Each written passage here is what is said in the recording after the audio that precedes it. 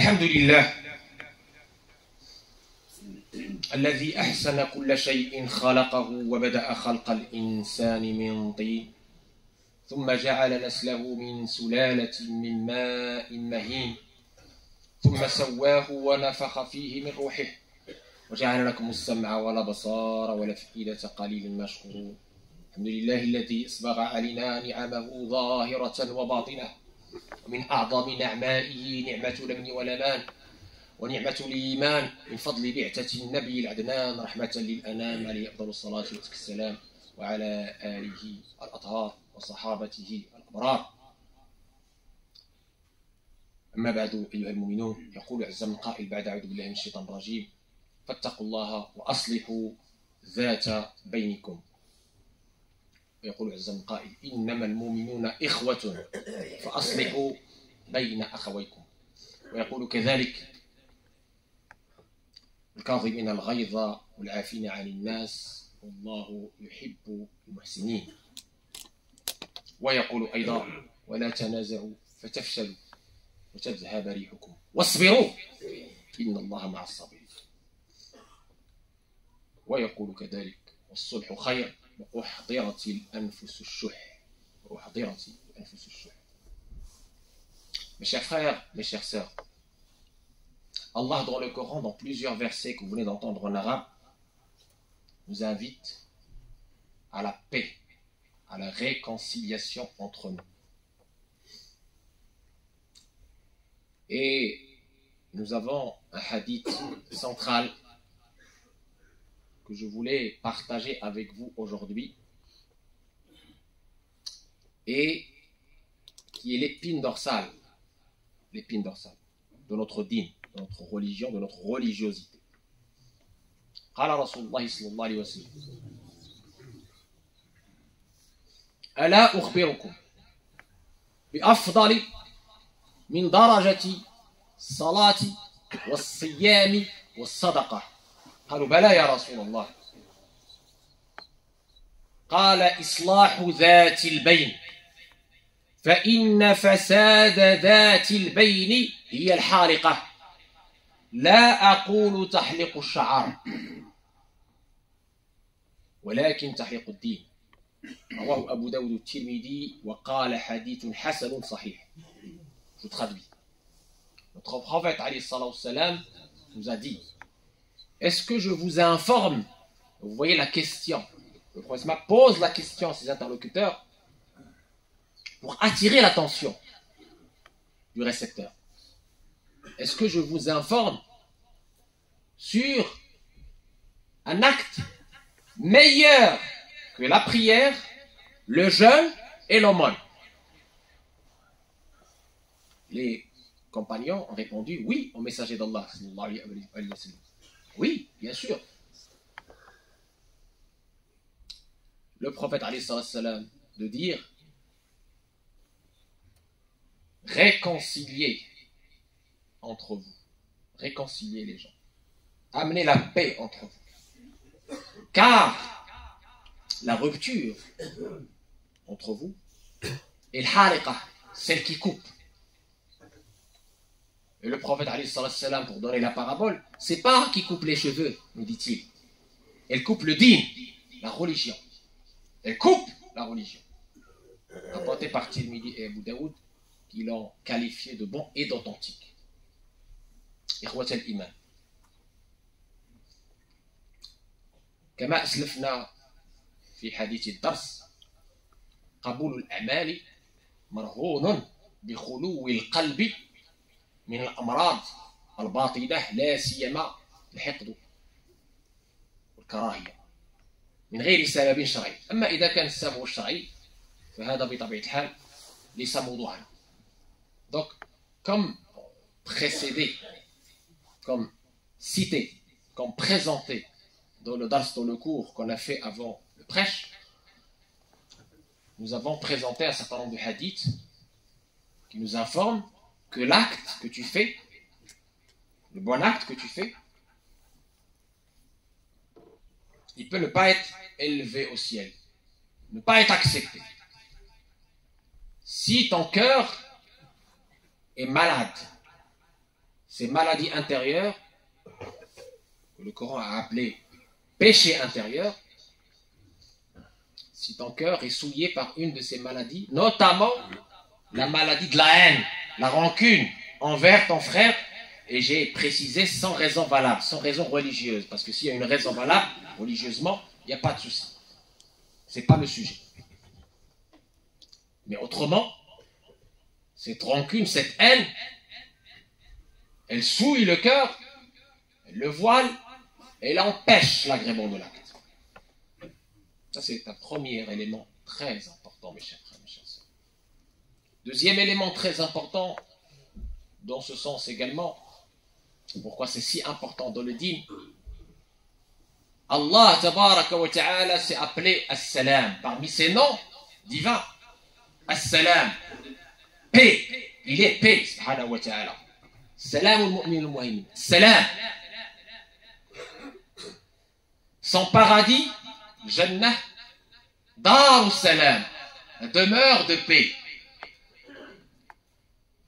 Et le salut entre nous, As-Salam, la paix.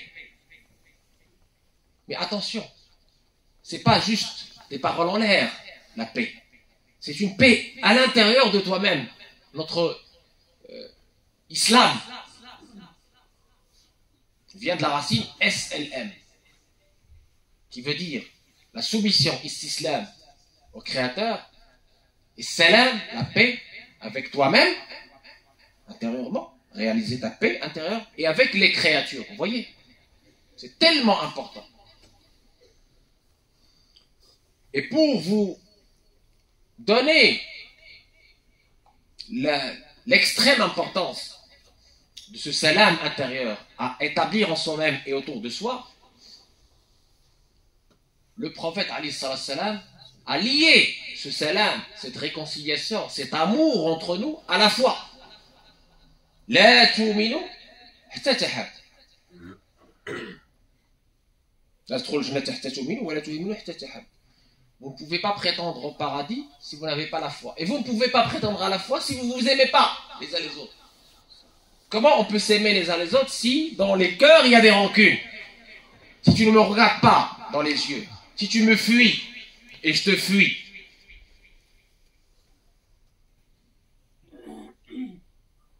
C'est pas ça, l'islam. Ça détruit ta religiosité et ça détruit la Ummah de l'intérieur. Ça fragilise et détruit la Ummah de l'intérieur. Ces rancunes, ces haines, qui sont souvent dues à des préjugés. Tu t'imagines des choses sur ton frère ou ta sœur. Tu as le mauvais soupçon, le mauvais jugement vis-à-vis de ton frère ou ta sœur. Tu réfléchis, bâment.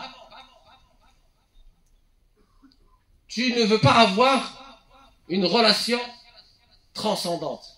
Une relation avec Allah, un commerce avec Allah. En pardonnant, en ne tenant pas rigueur, comme on a dit dans le Dars. Encore une fois, pour démontrer l'importance de cette réconciliation, sachez que tous les actes légiférés, les ibadat,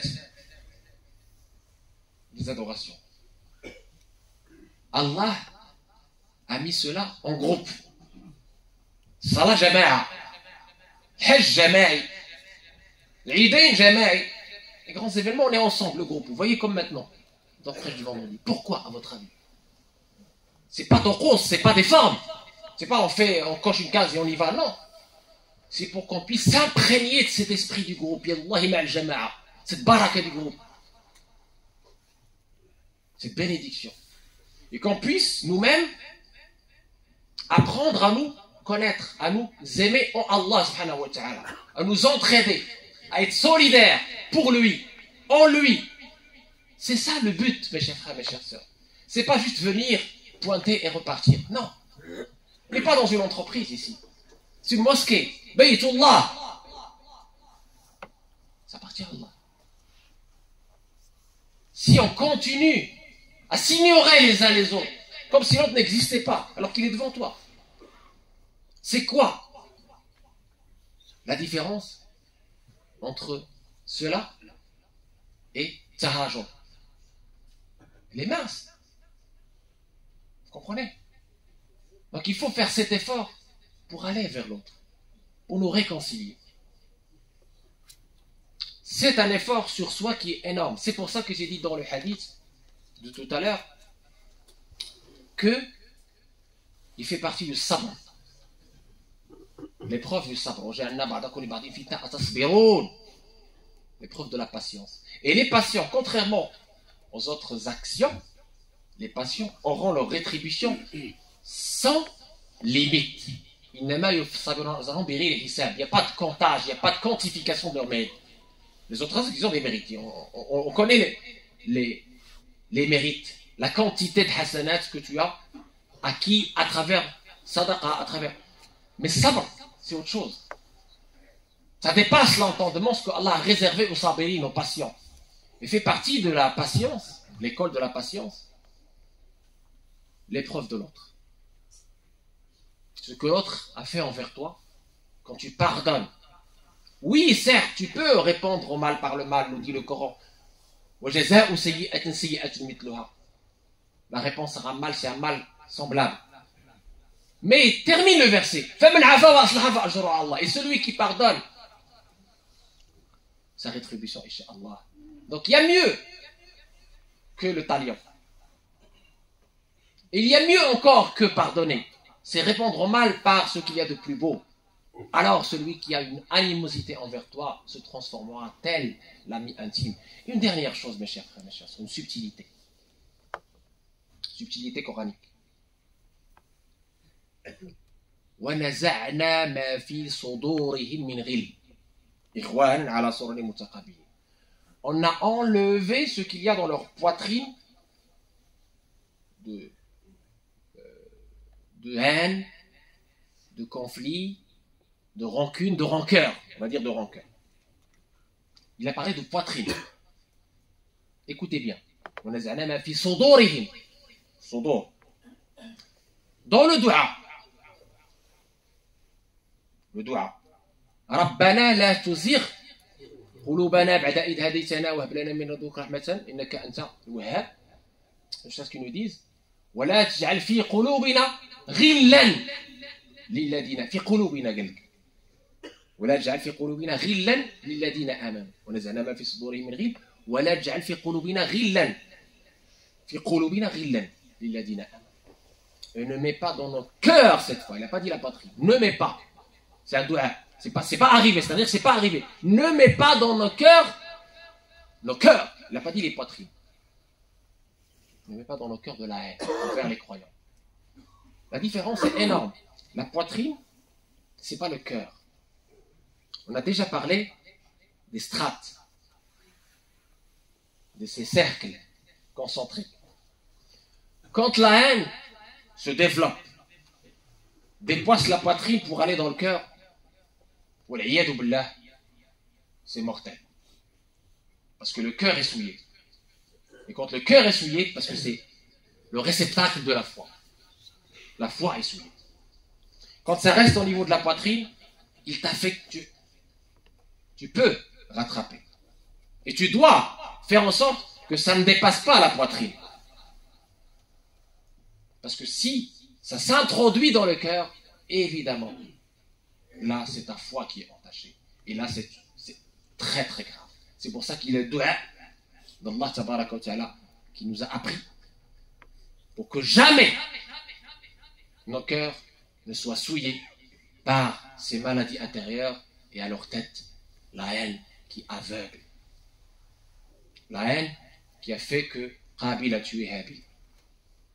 La haine qui appelle à la jalousie. La haine qui appelle aux turpitudes. La haine qui malheureusement te fait oublier Allah tabaraka wa ta'ala. Et ce qu'il y a chez lui.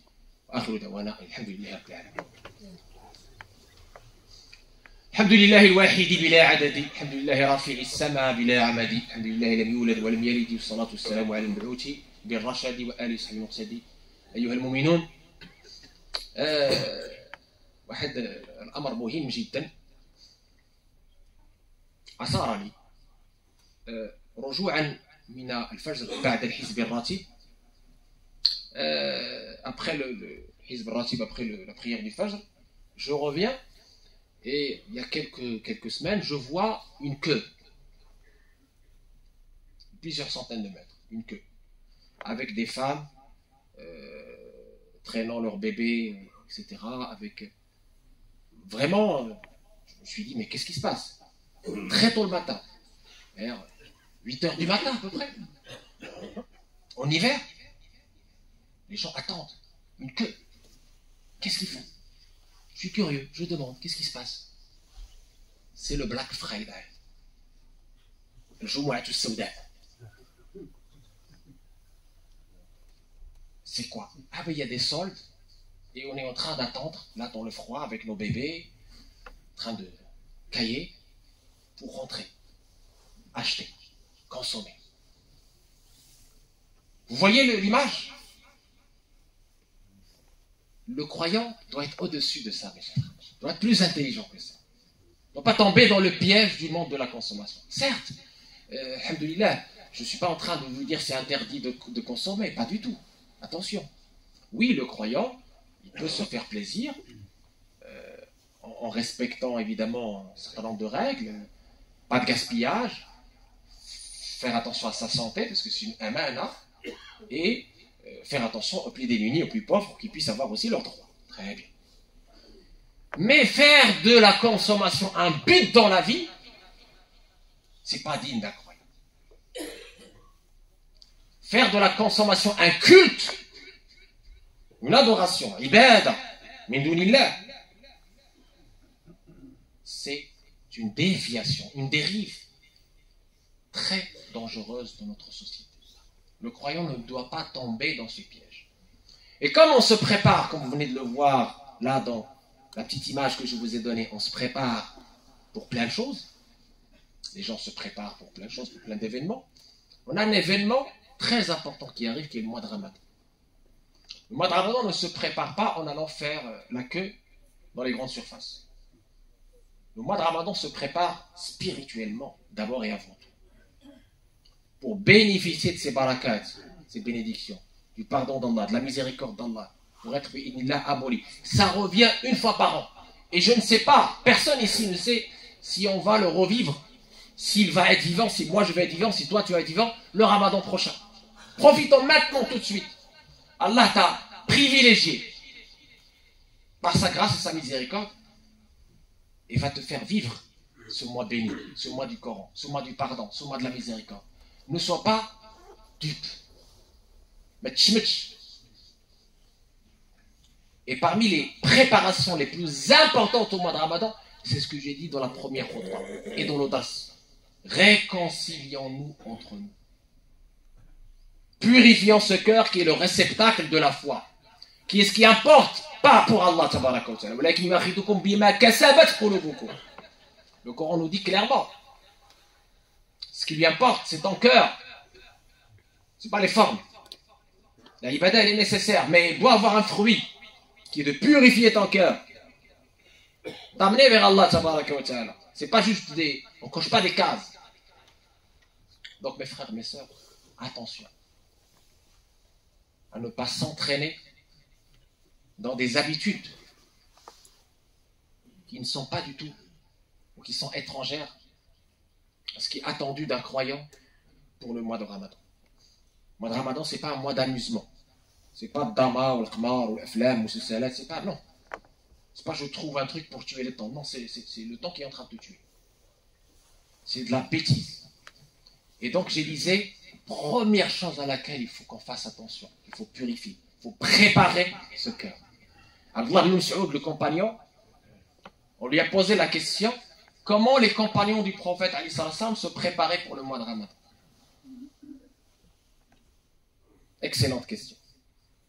Quand il a posé la question à Abdullah, quand les tabi'in ont posé la question à Abdullah ibn Mas'ud, comment il se préparait pour le Ramadan, il ne parle pas des gâteaux ou des zamita ou là, non, pas du tout. Attention, hein. Parce qu'il y a des gens qui vont encore comprendre autre chose. Il parlait de la préparation, la vraie, pour gagner avec Allah. Il disait, ils purifiaient leur cœur de toute rancune. Ils allaient se prendre dans les bras les uns des autres. Voilà. C'est ça la préparation.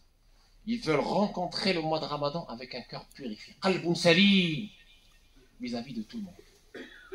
Toutes les créatures. Tu as peut-être mal parlé à ton frère, tu le prends dans tes bras, tu lui demandes pardon. Tu as peut-être fait un truc qui ne va pas avec un frère, tu vas lui demander pardon, etc. La réconciliation générale. Pour que ce mois de Ramadan, qu'on puisse le sentir. Que l'ibad à la prière, quand on prie pour Gaza, c'est accepté.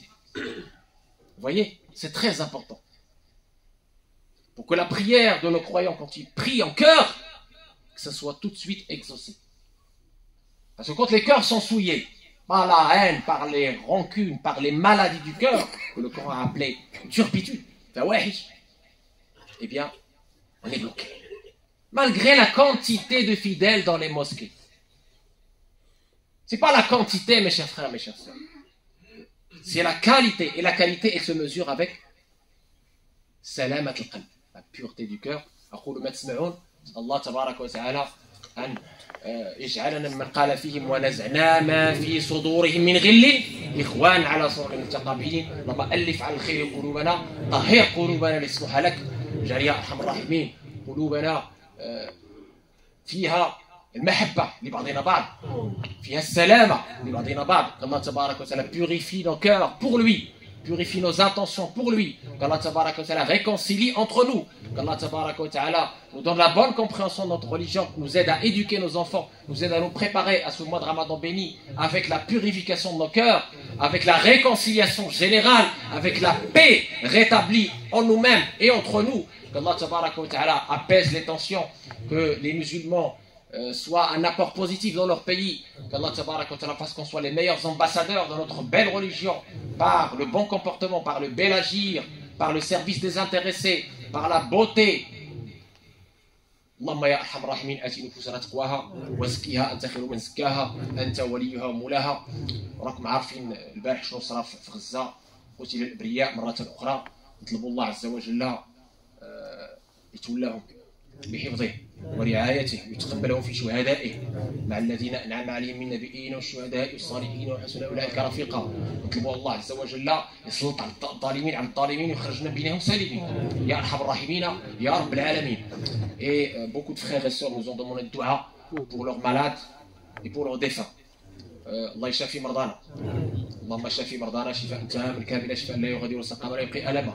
اللهم ارحم موتانا اللهم وسع عليهم في القبر ديالهم اجعل قبورهم روضة من رياض الجنة أكرم نزلهم يا أرحم الراحمين اجعلهم مع النبيين والصديقين والشهداء والصالحين وحسن أولئك رفيقا. الله والدينا ووالديكم الله يجدد عليهم الرحمات الله يجزيهم بخير كما علمونا المشايخ ديالنا والمشايخ ديالكم الله يتولهم برحمة الله الموتى واللي مازالين أحياء الله يعطيهم الخير في الدنيا والخير في الآخرة.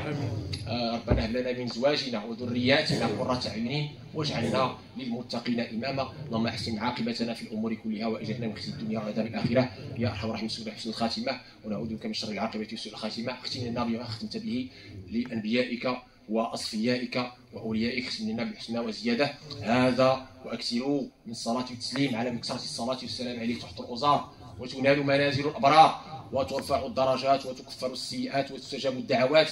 إن الله وملائكته يصلون على النبي يا أيها الذين آمنوا صلوا عليه وسلموا تسليما. اللهم صل على سيدنا محمد وعلى آل سيدنا محمد كما صليت على سيدنا إبراهيم وعلى آل سيدنا إبراهيم وبارك على سيدنا محمد وعلى آل سيدنا محمد كما باركت على سيدنا إبراهيم وعلى آل سيدنا إبراهيم في العالمين إنك حميد مجيد. وقوموا إلى صلاتكم يرحمكم الله.